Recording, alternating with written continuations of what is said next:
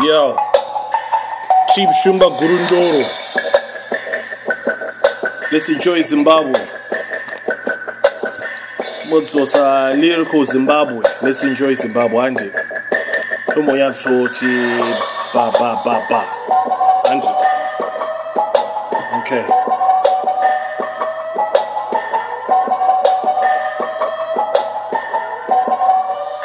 Mondi murima ini ndinodzipintira ndiri wina kunge ndine shavi rempira ndinovhiringidza kwese ndovakwidibira hakuna ninja maraim tovarimira uri tsvangirai uri munenyena father wezim danso imimika stana ari smart anongopisika vanochema neni asi ndangosikiza mastaira avo ese ayo tinopiringa tinokitisa kana mudanso macho ndinodhiritsa kana mudance floor macho ndinodhiritsa kukwikwidzana maya ndinotilisa I'm dry humping the planet, always challenging maggots. I'm damaging rap amateurs, I'm a punishing savage.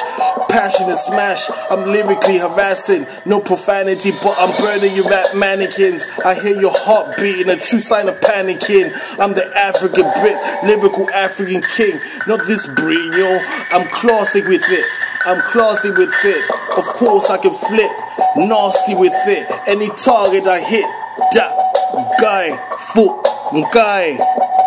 Tinovharura zvedu izvo takachila spakwa halas. Let's enjoy Zimbabwe.